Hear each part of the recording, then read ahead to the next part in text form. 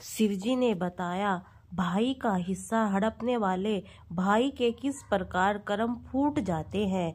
एक बार माता पार्वती से भगवान शिव ने कहा है, प्रभु आज मेरे मन में एक प्रश्न उठ रहा है। यदि आप मेरे प्रश्न के उत्तर देकर मुझे संतुष्ट करेंगे तो मेरे मन को बहुत शांति मिलेगी।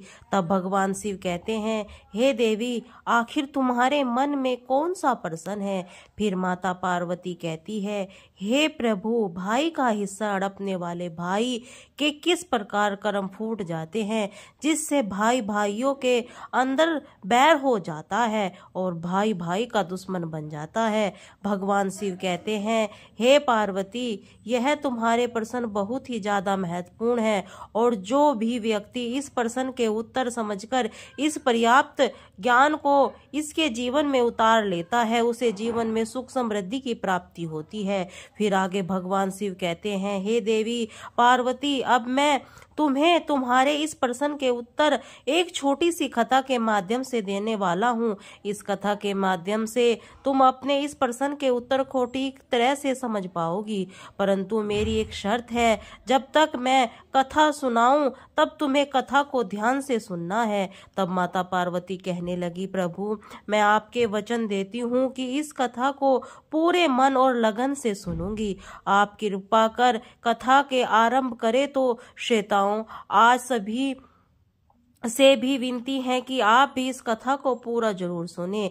इसे आधा अधूरा सुनना पाप माना जाता है। कथा को शुरू करने से पहले कमेंट में हर हर महादेव अवश्य लिखें। श्रोताओं, एक नगर में एक सेठ रहता था। उसके 2 पुत्र थे। बड़ा बेटा चालाक और बेईमान किस्म का था, जबकि छोटा बेटा सीधे स्वभाव का था। सेठ के पास धन की कोई कमी नहीं थी।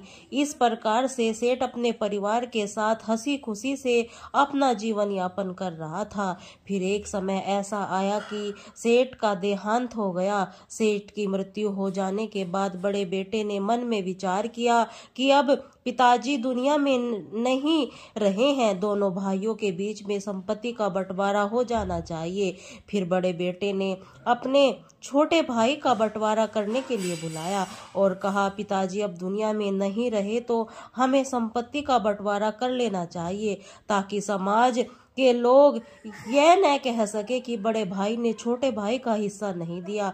अब तुम एक काम करो, चलो साथ साथ बैठकर बंटवारे से पहले खाना खा लेते हैं, इसके बाद फिर संपत्ति का बंटवारा करेंगे। श्रोताओं, भगवान शिव कहते हैं कि हे पार्वती, इस प्रकार दोनों भाइयों ने साथ ही खाना खाया।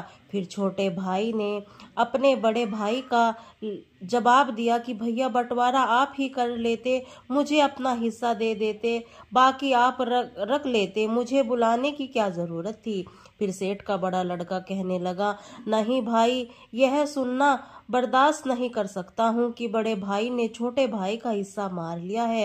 हे श्रोताओं, भगवान शिव कहते हैं, इसी प्रकार सेठ का बड़ा लड़का बंटवारा शुरू करता है और खाने पीने की चीजों में से 2 थालियां सजाता है।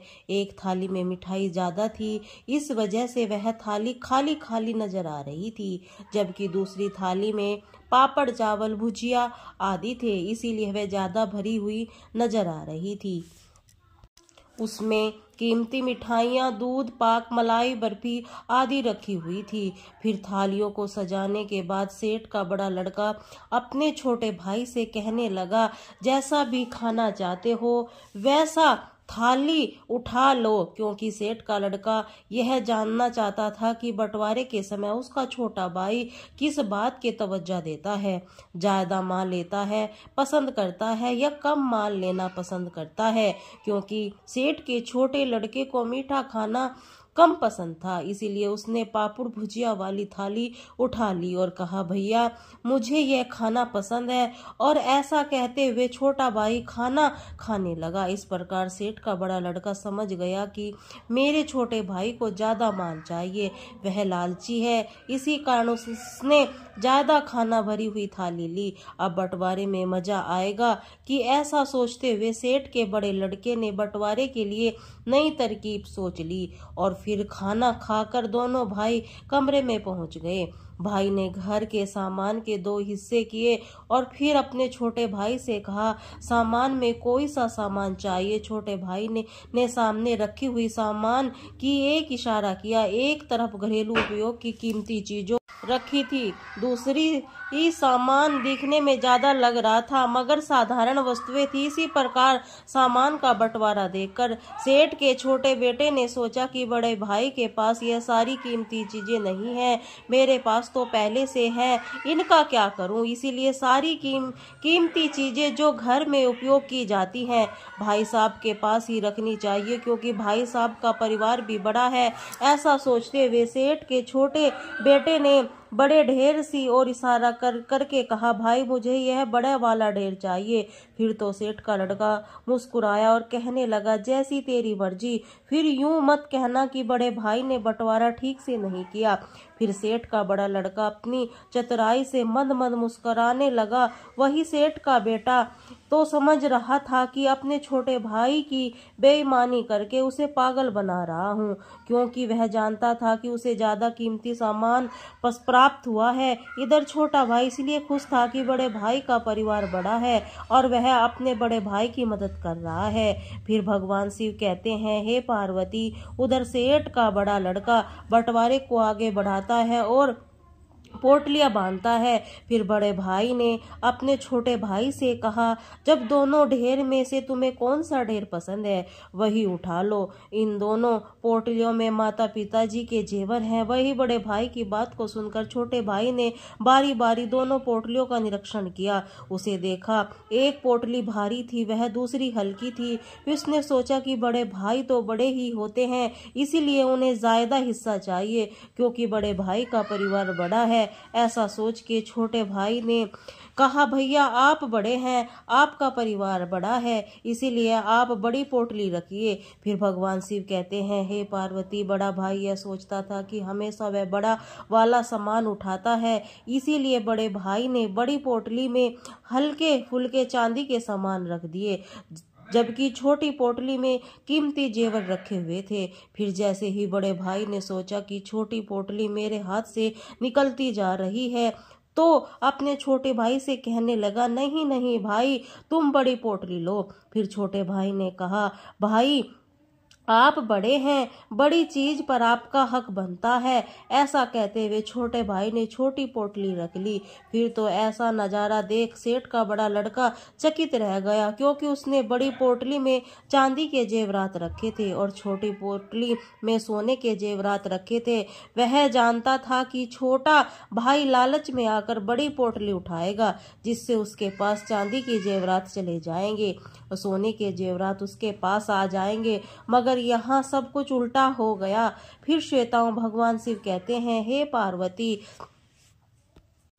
सेठ के बड़े लड़के ने अपने छोटे भाई से कहा, इस बार तो बंटवारा करना, नहीं तो लोग कहेंगे कि बड़े भाई ने बंटवारा करके छोटे भाई को ठग लिया है। क्योंकि बड़े भाई ने सोचा कि छोटा भाई बंटवारा करेगा फिर तो मैं उठाऊंगा, परंतु उधर छोटे भाई का हृदय कोमल था। वह बड़े भाई का हित चाहता था, क्योंकि बड़े भाई के बच्चे ज्यादा थे, इसीलिए छोटे भाई का जितना जमीन का जायदाद हिस्सा बड़े भाई के हिसाब से मिले। वह बड़े भाई को अपने पैतृक घर ले गया और बड़े भाई ने कहा, यह अपना पैतृक मकान है, पिताजी ने आपके जाने के बाद इसे बनाया था। तो फिर सेठ के बड़े लड़के ने देखा कि एक और 2 मकान 3 मंजिल भवन खड़ा है, वही दूसरी ओर एक दुकान के पास से अंदर जाने का गेट है, यानी 1 और 2 भवन में 7 ही दुकानें बनी हुई हैं। दूसरी ओर एक दुकान और पीछे जाने का गेट है। श्वेताओं फिर भगवान शिव कहते हैं, पार्वती, बड़ा भाई नहीं चाहता था कि वह जेवरात की तरह ठगा जाए, इसीलिए छोटे भाई ने कहा, तुम ही बताओ तुम्हें कौन सा हिस्सा लेना चाहिए। फिर तो छोटा भाई कहने लगा, भाई साहब, मेरी राय है आप दूसरा हिस्सा ले लीजिए। वही छोटे भाई की बात सुनकर बड़ा भाई सोचने लगा, यह तो छोटा भाई होकर भी बड़े भाई को ठगना चाहता है। स्वयं तो बहुमंजिला मकान और 2 दुकानें हड़पना चाहता है।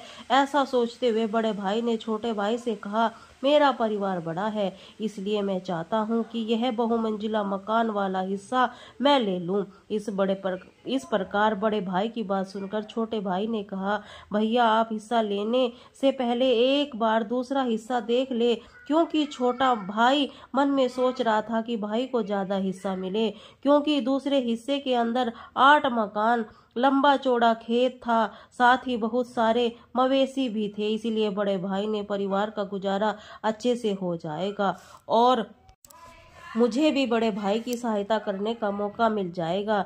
बस यही सोचकर छोटा भाई अपने बड़े भाई से कहता है, भाई एक बार चलकर दूसरा हिस्सा देख लो, फिर निर्णय कर लेना कि तुम्हें कौन सा हिस्सा लेना है।